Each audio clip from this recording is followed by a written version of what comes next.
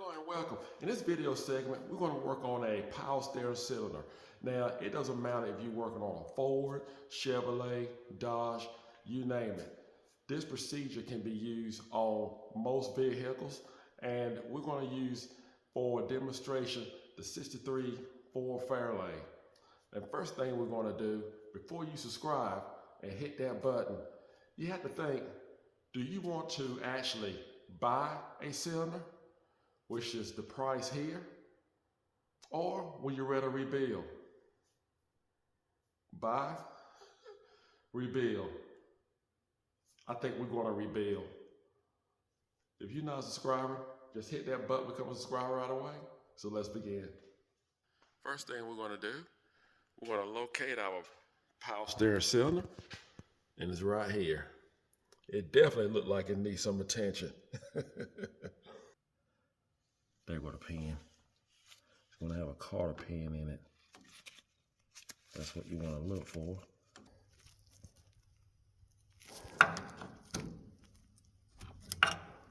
Next, we need a 7/8 wrench. I'm going to put the box end on it. Use a hammer, just tap it.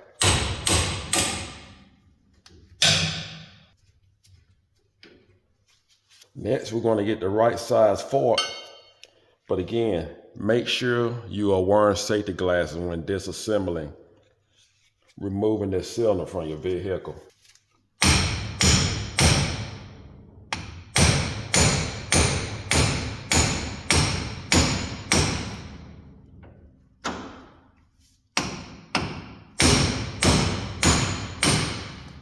There we go.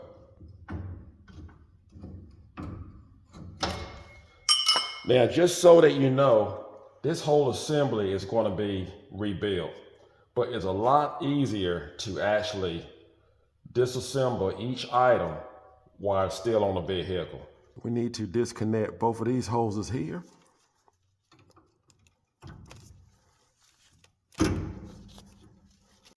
Next, we have two nuts to remove. You have a lock nut and of course a stationary nut.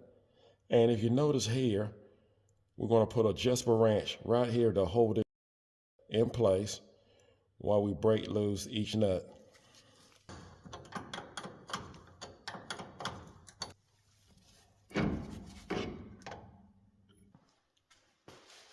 So now you know what's all involved in removing your cylinder for your power steering. Now I want to say, if we had a brand new one, of course we just put it back on and the video will be over with. But instead, we're going to rebuild it, and I'm going to show you step by step on a proper way of doing it, or how I do it. Well, we're going to place the cylinder right in the vise.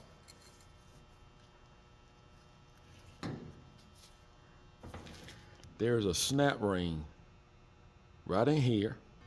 Just put your snap ring pliers in the two holes and squeeze them together. Pull it straight out. Next, we're going to get a small screwdriver. We're going to pull out our star scraper. That's the next item. That wasn't bad.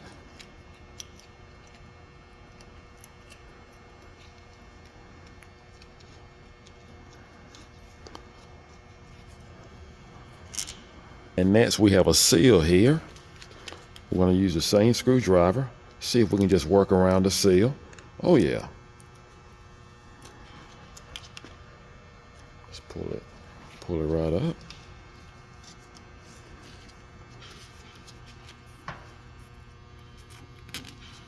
Next, we have a seal right here. And what I'm going to do is going to be pretty tough to come out. So what I'm going to do is just punch a hole in it and see if I can get a good grip on it.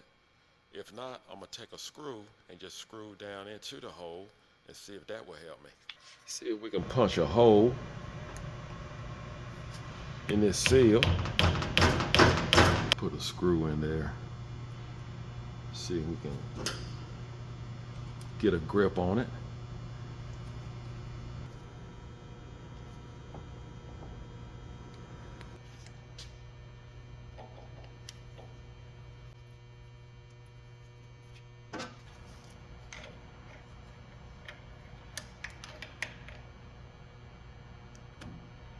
There you go. It's coming now.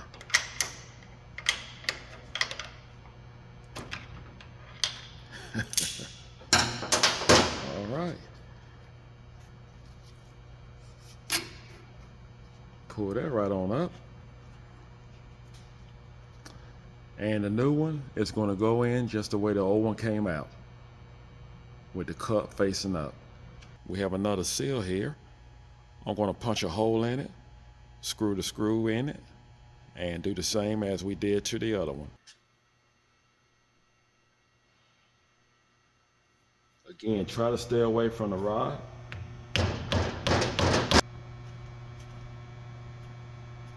Going to screw in our screw.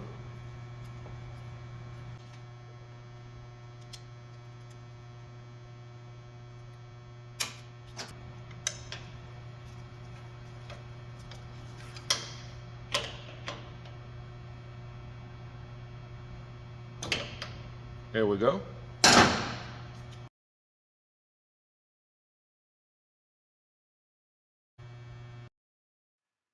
Next, we have a spacer to remove. We're going to pull the cylinder from the vise. We're going to turn it upside down to remove the spacer. And grab a old piece of 2x4. There you go. That's what you want. Put it back in the vise. We have one more seal to remove. This is our last seal. We're going to do it the same way we did the other ones.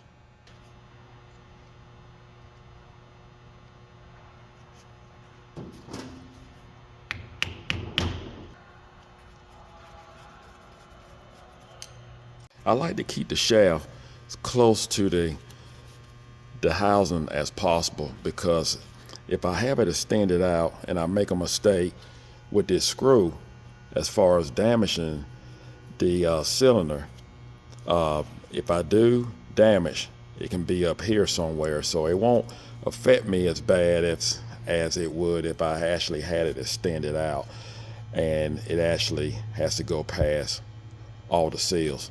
So that's why I have the shaft in all the way while I'm actually working on it. That's just what I like to do.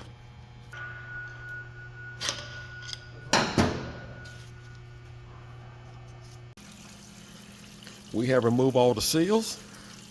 Now it's time for a wash job.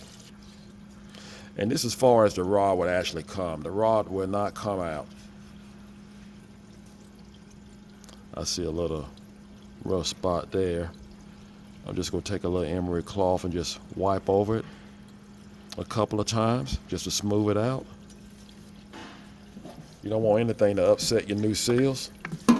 Take some emery cloth. I'm just going to kind of smooth it out a little bit.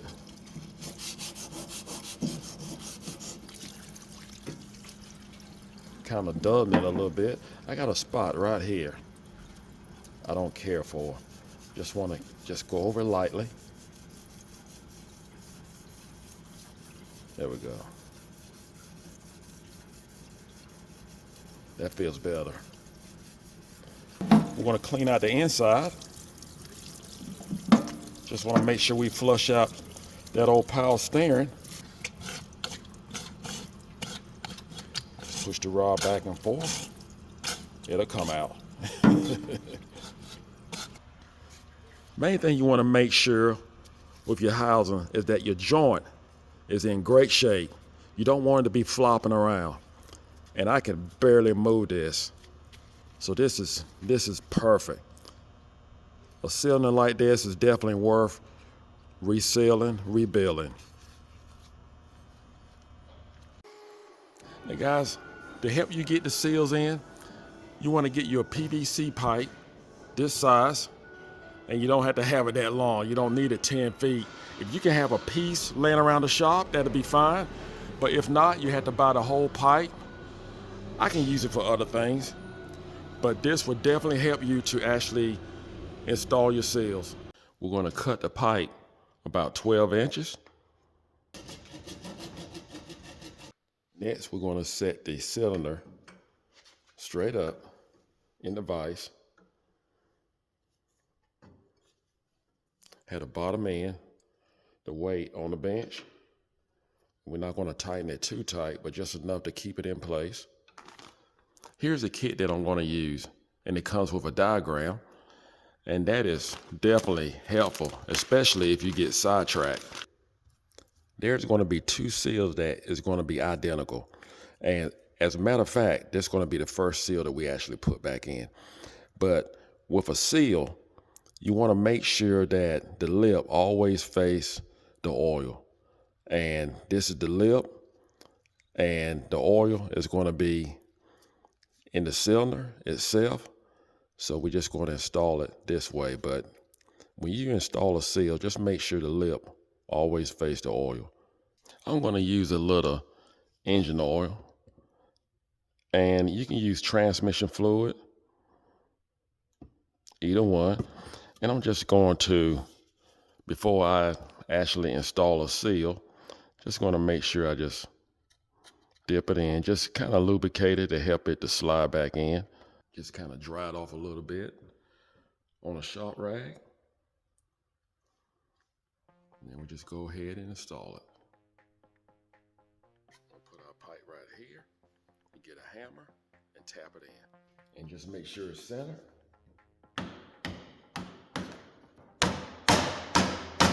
You want to make sure it's all the way down.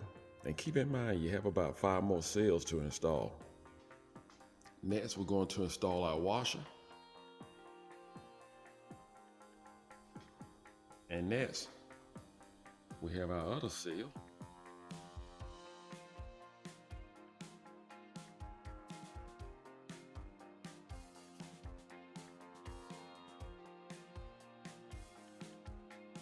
Next, we have this seal here. And we're going to install it with the lip up. It's like a cup, the flat side will go straight in. That's how we're going to install it.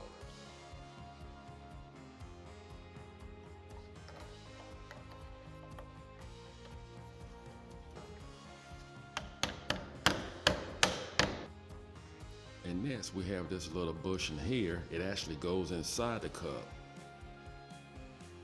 You just want to make sure it goes right inside the cup.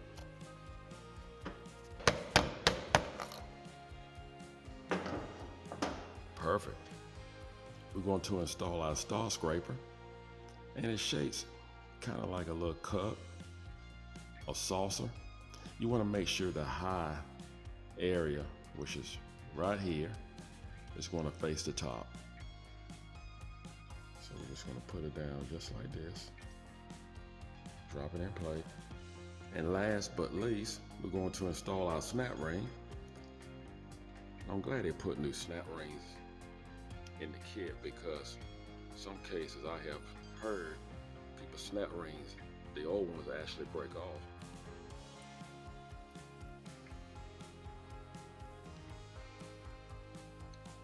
And even if you had to tap it just to make sure that it's actually in there. There we go. That's what we want. You're going to notice that the cylinder is no longer going to be easy to move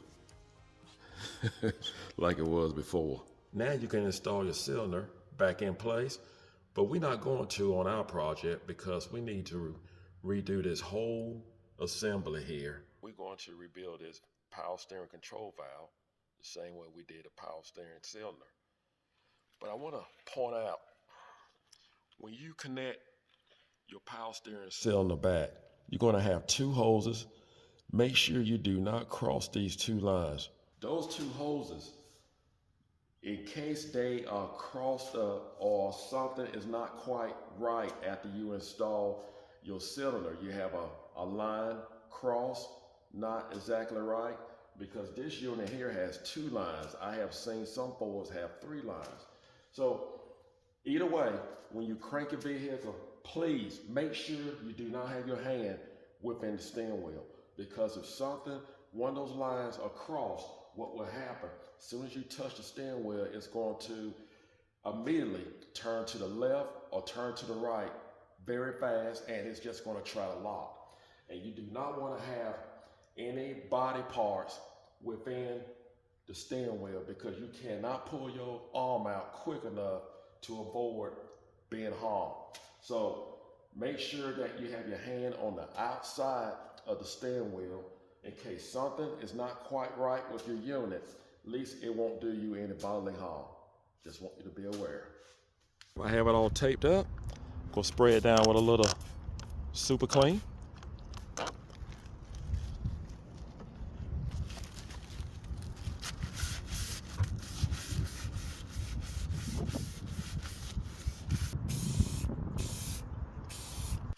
And last but least, do not forget to order your power steering boot kit. It's the part number and the price. Well, I think we did pretty good. Seals look great, like brand new. And just slide your boot kit on. Well, that's all there is to it, to rebuild your power steering cylinder. And think of the money that you save, because that's what this channel is all about. You saving money and still have the things that you want. On the next video, I'm not going to stall this because we need to rebuild the power steering control valve. So stay tuned for that. It will come up in the future. I hope this video was helpful. Do not forget to subscribe. Take care, and God bless.